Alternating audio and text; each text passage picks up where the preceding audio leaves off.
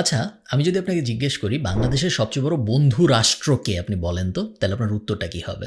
বন্ধু মাপার অনেক উপায় আছে আমরা জানি, বাট একদম বেসিক লেভেলে যদি নিয়ে আসি, বন্ধু এমন একজন যে আমার বিপদে আগায় আসে, বন্ধু এমন একজন যে সবসময় চায় আমি গ্রো করি, এবং অবশ্যই বন্ধু এমন একজন যে আমার সামনে এক কথা পিছনে আরেক কথা বলে না, সবসময় চেষ্টা করে আমার যাতে ভালো হয়। তাই তো দুঃখজনক ব্যাপার হইল এই ক্রাইটেরিয়াগুলো মেনটেন করে এবং সিগনিফিক্যান্টও এরকম দেশ আসলে বাংলাদেশের বন্ধু এবং খুব বেশি নাই। বাংলাদেশ ছোট দেশ, বাট বাংলাদেশের ঝামেলা অনেক বেশি, আপনারা জানেন। তারপরেও আপনি যদি স্বাধীনতার এই পরবর্তী 50-55 বছরের হিসাব করেন এবং চিন্তা করেন যে বাংলাদেশের বন্ধু রাষ্ট্র আসলে কে, একদম উপরের দিকে যে নামটা আসবে সেটা হলো চায়না। আজকের ভিডিওতে আমরা মেইনলি দুইটা ব্যাপার বোঝার চেষ্টা করব। এক নাম্বার, চায়না এবং বাংলাদেশের সম্পর্ক, এবং দুই, চায়না কি কি ব্যাপার অসাধারণভাবে করেছে এবং বাংলাদেশও এই ব্যাপারগুলোর থেকে কি কি শিখতে পারে। চলুন শুরু করা যাক।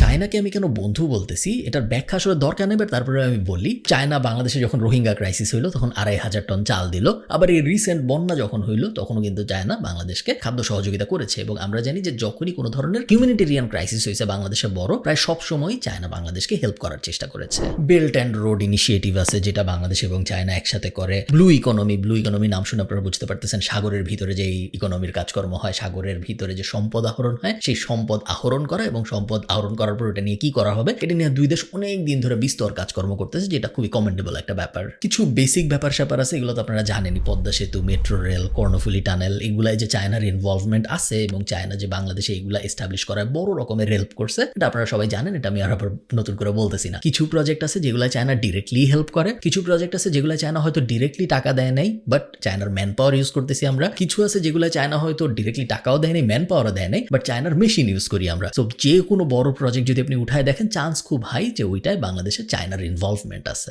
বাংলাদেশের ইম্পোর্টের সবচেয়ে বড় মার্কেটগুলোর একটা হলো চায়না। বাংলাদেশ চায়নার থেকে অনেক জিনিস পুরো দুনিয়ায় করে এবং বাংলাদেশে চায়নার থেকে অনেক জিনিসপত্র ইম্পোর্ট করে। এবং আমি জানি চায়না বাংলাদেশের সাথে ফ্রি ট্রেড এগ্রিমেন্ট করতে চায়, এবং যদি এটা করা সম্ভব হয় তাহলে খুব পজিটিভ এবং খুব বড় একটা ব্যাপার হবে, কারণ আমরা বাংলাদেশ চায়নার থেকে অনেক জিনিসপত্র ইম্পোর্ট করি। আচ্ছা, আমি কিছু অজানা প্রজেক্টের কথা বলি যেগুলো যে চায়না করতেছে বাংলাদেশে, এটা আমার মনে হয় আপনারা খুব বেশি মানুষ জানেন না। এক নম্বরে আসবে হইলো কক্সবাজারে চায়না একটা উইন্ড টারবাইন প্রজেক্ট করতেছে।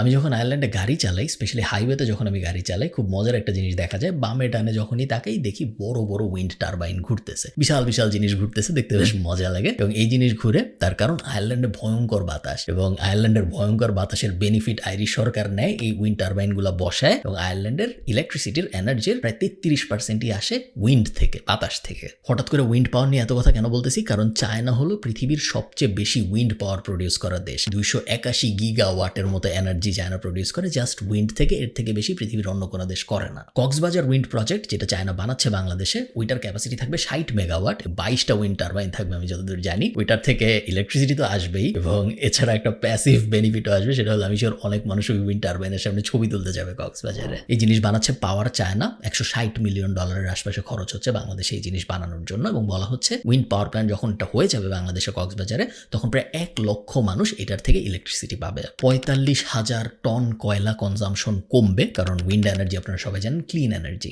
সো এটা আরেকটা প্যাসিভ বড় বেনিফিট, যেটা একটা উইন্ড টারবাইন ভিত্তিক প্রকল্প আমাদের দেয়, যেটা কয়লা ভিত্তিক প্রকল্প, যেটা বাংলাদেশে অনেক বেশি হয়, ওটা দিত না। আচ্ছা, প্রশ্ন হইলো চায়না কিভাবে নিজে এত ভালো হইলো? ঠিক আছে, চায়না আমাদের অনেক হেল্প করতেছে, ঠিক আছে, চায়না আমাদের এখানে অনেক ইনভেস্ট করতেছে, সব ঠিক আছে, বাট চায়না নিজেরা আসলে কিভাবে এত ডেভেলপ করলো ওটা তো আমাদের জানতে হবে, যেন ওটা থেকে আমরা শিখতে পারি। আমার মতে খুব আজব না, জাস্ট 4-5টা জিনিস চায়না খুব ইন্টারেস্টিংলি ঠিকভাবে করতে পেরেছে, যেটা ওদের একজন টেকনোলজি সুপার পাওয়ার বানিয়ে ফেলেছে। প্রথম, রিসার্চে বিশাল ইনভেস্টমেন্ট।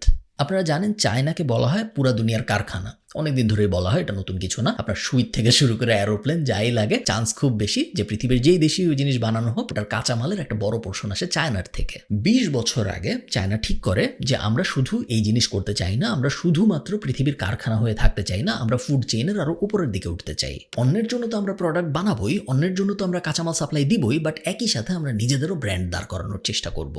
$378 বিলিয়ন খরচ করছে চায়না 2021 সালে শুধুমাত্র রিসার্চের পেছনে। এই রিসার্চ করে আসলে কি লাভ হয়েছে? আপনারা জানেন যে এই রিসার্চ করার কারণেই চায়নার থেকে আসছে BYDর মতো ইলেকট্রিক কার কোম্পানি, চায়নার থেকে আসছে টিকটকের মতো সোশ্যাল মিডিয়া অ্যাপ, চায়নার থেকে আসছে টেমুর মতো একটা ই কমার্স কোম্পানি, চায়নার থেকে আসছে শিনের মতো আরেকটা ই কমার্স কোম্পানি, যেগুলো কিন্তু 10-15 বছর আগে চায়না বলতে মানুষ আলিবাবা ইত্যাদি ইত্যাদি বুঝতো। এত রিসেন্ট ডেভেলপমেন্ট আসার একটা বড় কারণ হইল রিসার্চে চায়নার ভয়ঙ্কর রকম ইনভেস্টমেন্ট। 2 নম্বর যে জিনিসটা চায়না খুব সুন্দর করে করছে সেটা হলো ট্যালেন্ট ডেভেলপমেন্টের উপরে ফোকাস।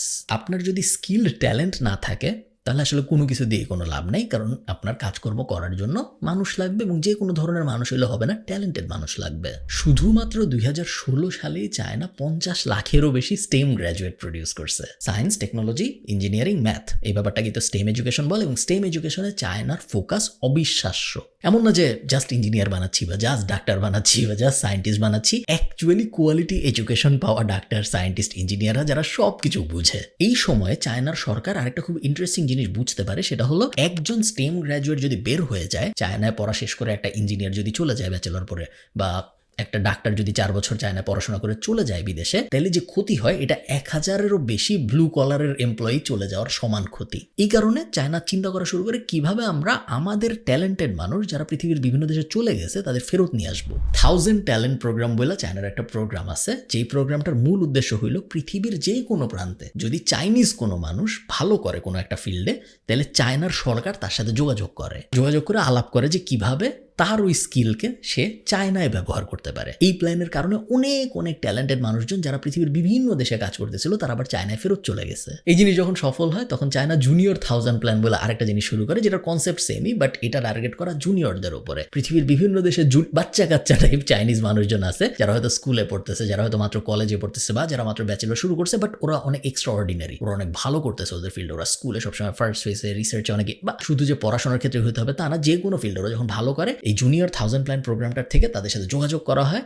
যোগাযোগ করে তাদের কিভাবে চায়নায় কাজে ব্যবহার করা যাবে এটা নিয়ে চিন্তা ভাবনা করা শুরু হয় ওই ছোটবেলার বয়সটা থেকেই। আপনারা যারা বিদেশে পড়তে গিয়েছেন আপনারা জানেন, আমি যেহেতু ডাবলিনে মাস্টার্স করেছি আমি জানি চাইনিজ স্টুডেন্টরা বিদেশে মাস্টার্স অনেক করে, চাইনিজ স্টুডেন্টরা বিদেশে ব্যাচেলর অনেক করে, বাট সবাই কিন্তু থাকে না, বেশিরভাগই আবার চায়নায় ফেরত চলে যায়, কারণ ওরা জানে যে ওদের স্কিলটা ওরা যদি দেশে দিতে চায় সেই ক্ষেত্রে চায়নার সরকার ওদের জন্য সবকিছু করবে যেন ওরা ওদের এই প্রপার স্কিলটা, যে স্কিলটা ওরা বিদেশের মাটিতে শিখছে, সেটা ওদের নিজেদের দেশে অ্যাপ্লাই করতে পারে। এই বেনিফিটটা সব দেশ পায় না, এবং অনেক ভালো ভালো দেশে এই বেনিফিট পায় না। বাংলাদেশ তো পাই না, আমরা একের পর এক গ্র্যাজুয়েট প্রডিউস করি। আমাদের যারা ভালো তারা অ্যাকচুয়ালি আরো তাড়াতাড়ি চলে যায় বিদেশে, যারা খারাপ তারা হয়তো চেষ্টা করে যেতে, কেউ যেতে পারে কেউ পারে না, এবং যারা একদম খারাপ তারা আসলে যায় না, বা তারা গেলে ব্লু লেবার ইকোনমিতে যায়, যেটা দেশের জন্য আসলে অত বেনিফিট বয়ে আনে না যত পরিমাণ একটা হোয়াইট কলার এমপ্লয়ি এনে দিতে পারে। সো বাংলাদেশ এই প্রবলেমটা অনেক ফেস করে, যেটাকে ব্রেন ড্রেন বলে, বাট অ্যাকচুয়ালি পৃথিবীর বেশিরভাগ দেশে এই প্রবলেম ফেস করে, যেটা চায়না করে না। 3 নম্বর যে জিনিস চায়না অনেক সুন্দর করে করতে পারছে সেটা হলো ফ্রেন্ডলি পলিসি। টেকনোলজি পার্ক বানানো, সহজে লোন দেওয়া, চাকরির বাজার বড় করা, এই ধরনের কাজকর্মগুলা চাইনিজ সরকার খুব যত্ন নিয়ে করছে, যেই কারণে পৃথিবীর বিভিন্ন দেশের মানুষজন চায়নার প্রতি আগ্রহী হয়েছে। স্টার্ট আপ ফান্ডিং দেওয়া, ফ্রি কোওয়ার্কিং স্পেস দেওয়া, আমি যদি লিস্ট দেওয়া শুরু করি লিস্টের কোনো শেষ নাই যে চায়না কি পরিমাণ বিজনেস ফ্রেন্ডলি দেশ হয়ে গেছে, যেটা অবিশ্বাস্য।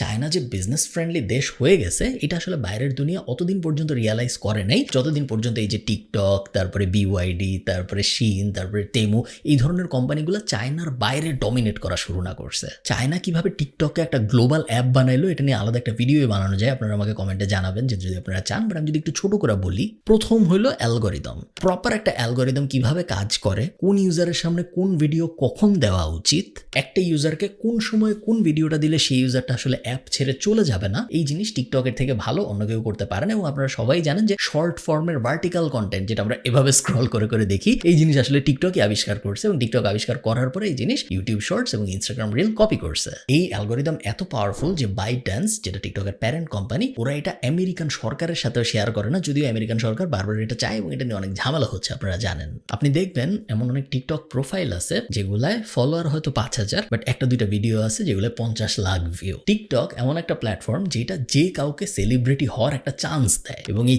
চান্সের লোভে টিকটকে অনেক মানুষ কন্টেন্ট বানায় যেটা তারা অন্য কোনো প্ল্যাটফর্মে হয়তো বানাইতো না। টিকটকের ব্যাপারটা খুব সুন্দর করে ক্র্যাক করছে যে কিভাবে একজন সাধারণ মানুষকেও একটা সেলিব্রিটির ফিল দেওয়া যায়, একটা ইনফ্লুয়েন্সারের ফিল দেওয়া যায়, যে কারণে তারা কন্টেন্ট বানায়, এবং অন্যদিকে সাধারণ মানুষ কিভাবে কোন সময় কোন ভিডিওটা তার সামনে দেখলে সে অ্যাপ ছেড়ে যাবে না, উল্টা অ্যাপে আরো বেশি ইন্টারঅ্যাক্ট করবে, ওইটাও ক্র্যাক করার কারণে সাধারণ মানুষও কখনো আসলে অ্যাপটা ছেড়ে যাইতে চায় না। টিকটকের যে প্যারেন্ট কোম্পানি বাইটড্যান্স, ওরা কিন্তু পুরো দুনিয়ায় অ্যাপ একসাথে লঞ্চ করে নাই, যেটা অন্যান্য অনেক অ্যাপ করে, বাট টিকটকের ক্ষেত্রে ব্যাপারটা অন্যরকম ছিল। ওরা ফার্স্টে চায়নার একটা ছোট্ট শহরে অ্যাপটা লঞ্চ করে, এরপর মিউজিকলি নামে আরেকটা জনপ্রিয় অ্যাপ ছিল ওটা কিনে ফেলে এবং ওটার সাথে টিকটকে ইন্টিগ্রেট করে, এবং তারপরে আস্তে আস্তে ওরা পুরো দুনিয়া এক্সপ্যান্ড করা শুরু করে। এটা আমি এই কারণে রিটারেট করতেছি, বারবার বলতেছি, কারণ টিকটক কিন্তু টাকা দেয় না। আপনারা জানেন যে আমরা যারা কন্টেন্ট বানাই, ইউটিউব কিন্তু আমাদের টাকা দেয়, ফেসবুক টাকা দেয়, টিকটক কিন্তু টাকা দেয় না।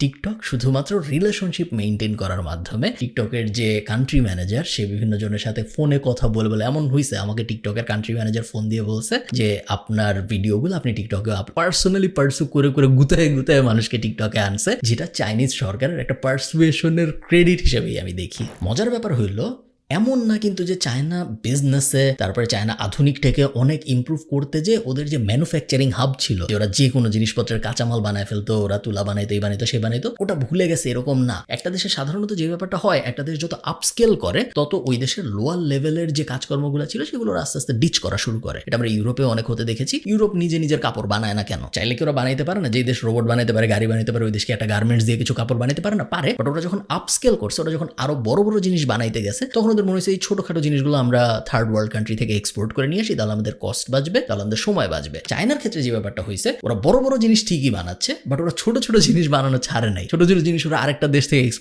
ইম্পোর্ট করা শুরু করে নাই। ছোট ছোট জিনিস ওরা নিজেরা বানাচ্ছে, বড় জিনিস ওরা নিজেরা বানাচ্ছে। এই কারণেই এই মুহূর্তে আপনি যদি তাকান পুরো দুনিয়ার দিকে, চায়না একই সাথে ম্যানুফ্যাকচারিং এও সেরা, আবার চায়না একই সাথে আধুনিক টেকনোলজিতেও সেরা। আমি চাই চায়না এবং বাংলাদেশের মধ্যে ডিজিটাল ইকোনমি নিয়ে আরো অনেক কাজকর্ম হোক। চীনের যত সফটওয়্যার কোম্পানি আছে তারা বাংলাদেশের ইনফ্রাস্ট্রাকচার ডেভেলপমেন্টে স্পেশালি অনেক বড় ভূমিকা রাখতে পারে বলে আমার মনে হয়। চায়না তো আমাদের সাথে বড় বড় প্রজেক্টে আমাদের হেল্প করতেছেই, বাট একই সাথে যদি আমরা হেল্পটা আরেকটু এক্সপ্যান্ড করে এই ডিজিটাল ইনফ্রাস্ট্রাকচারের দুনিয়ায়, ক্লাউড কম্পিউটিং এর দুনিয়ায় নিয়ে আসতে পারি, তাহলে আমার ধারণা আমরা চায়নার ম্যানুফ্যাকচারিং থেকে যেভাবে বেনিফিটেড হচ্ছি, একই সাথে চায়নার টেকনোলজির থেকেও বেনিফিটেড হইতে পারবো। এবং চায়নার যেই ডেভেলপমেন্টের ব্যাপারগুলো, এই যে স্টেপগুলো যদি আমরা একটু মনোযোগ দিয়ে দেখার চেষ্টা করি, ইম্পসিবল না আমাদেরও এই স্টেপগুলোর অনেকগুলোই ফলো করা এবং বাংলাদেশকেও আস্তে আস্তে চায়নার মতো বানায় ফেলার চেষ্টা করা। ভালো থাকেন সবাই, সবার সাথে আমার দেখা হবে পরের কোনো একটা ভিডিওতে। টাটা।